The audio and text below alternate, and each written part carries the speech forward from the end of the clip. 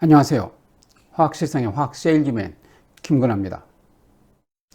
공기는 매우 흔하지만 인간의 삶뿐 아니라 지구 생명을 유지하는 데 절대적으로 필요한 화학물질입니다. 우리는 평소 이 소중한 공기의 중요성을 얼마나 알고 있을까요? 오늘은 우리가 숨쉬는 공기는 어떤 물질들이며 어떤 역할을 하고 있는지 알아보겠습니다. 공기에 대한 전반적인 얘기부터 시작합니다. 지구를 둘러싸고 있는 대기는 지구 표면으로부터 1000km 정도까지 펼쳐져 있습니다. 기온의 변화에 따라 대륙권, 성층권, 중간권, 열권 등으로 나누게 됩니다. 참고로 자외선을 차단해 준다는 오존층은 성층권에 위치하고 있습니다. 우리가 숨쉬는 공기는 지구의 해수면으로부터 10km까지 영역인 대륙권의 대부분이 존재하고 있죠. 공기가 대류한다고 해서 대륙권인데요. 이곳에서 날씨의 변화가 일어나고 비행기나 열기구 등이 운행되고 있습니다. 대륙권의 상층부로 갈수록 공기의 밀도는 낮아집니다. 공기가 희박해진다는 것이죠. 해수면에서 대기압은 1기압이지만 8,000m가 넘는 에베레스트 산 정상에서는 0.3기압으로 낮아집니다.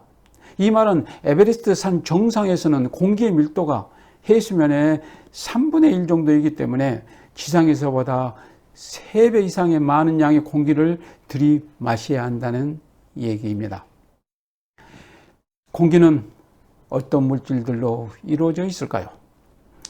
건조한 지역에서 부피로 약 78%가 질소, 21% 산소, 나머지 1%가 아르곤, 이산화탄소 등 여러 가지 기체로 채워져 있죠. 이런 물질로 이루어진 공기의 무게는 어느 정도일까요? 공기의 평균 분자량은 28.8인데요. 여타 기체 물질 중 공기보다 가벼운 기체는 별로 없습니다. 기체 원소 중 공기보다 가벼운 것은 4종류뿐입니다. 수소, 헬륨, 네온, 질소가 그것이죠. 수소나 헬륨은 매우 가벼운 기체이기에 에드벌룬에 넣어서 많이 사용하죠. 그리고 여타 화합물 중 공기보다 가벼운 기체는 메탄, 아모니아, 불산, 일산화탄소 정도입니다. 가정에 쓰는 도시가스는 그 주성분이 메탄이기에 공기보다 가볍죠. 그래서 가스 누출 금지부가 천정 쪽에 위치하고 있습니다. 이 위에 세상에 존재하는 대부분의 기체 화합물질들은 공기보다 무겁습니다. 그래서 화학물질을 취급하는 곳에서 가스가 누출될 경우 밀폐 공간이나 저지대에 고여있기 쉽기 때문에 주의하셔야 합니다. 그리고 누출 사고 발생 시 대피할 때는 위쪽으로 대피해야 합니다. 물론 누출 물질의 특성에 따라 거기에 적합하게 적절히 대피를 해야 하겠지만 미처 그런 특성을 모르고 있을 경우 위쪽으로 대피해야 한다는 말입니다. 조금 다른 얘기를 해볼까 합니다. 다른 사람이 숨을 쉬는 과정에서 내뱉는 공기를 그대로 내가 들이마시면 어떻게 될까요? 이에 대한 답은 조금 이따 말씀을 드리고요. 사람은 하루에 대략 2만 번에서 2만 5천 번 정도 숨을 쉽니다. 그리고 그 호흡하는 공기의 양은 성인의 경우 하루에 10세제곱미터에서 15세제곱미터. 이 정도 양은 작은 방 하나의 공간 정도의 양이라고 생각하시면 됩니다. 이 과정에서 마시는 공기와 내쉬는 공기의 조성은 약간 다르죠. 호흡하는 과정에서 질소와 아르곤의 조성은 변하지가 않지만 산소와 이산화탄소는 차이가 나죠.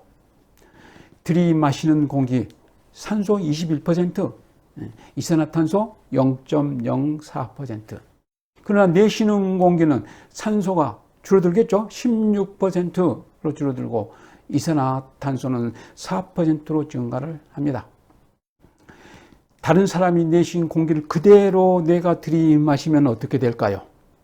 참고로 우리가 숨 쉬는 실내 공기의 산소 농도가 16% 정도로 낮아지면 호흡이나 맥박 증가 등 인체 이상 증상이 나타나기 시작을 하고 10% 이하가 되면 의식불명 등 위험한 상태에 이를 수 있다고 알려져 있습니다.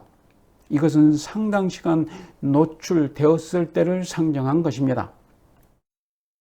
다른 사람이 내쉰 공기의 산소 농도가 16% 정도라고 합니다만 그것을 그대로 다른 사람이 마실 수도 없을 뿐더러 그대로 마신다고 하더라도 인체에는 아무런 영향을 미치지 않을 것입니다. 우리는 숨을 얼마 동안 쉬지 않고 참을 수 있습니다.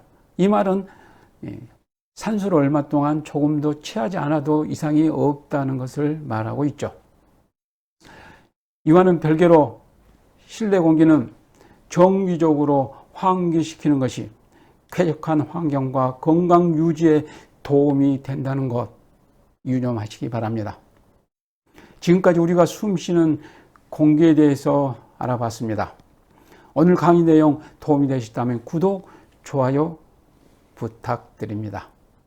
다음에 더 좋은 내용으로 찾아뵙겠습니다. 안녕히 계십시오.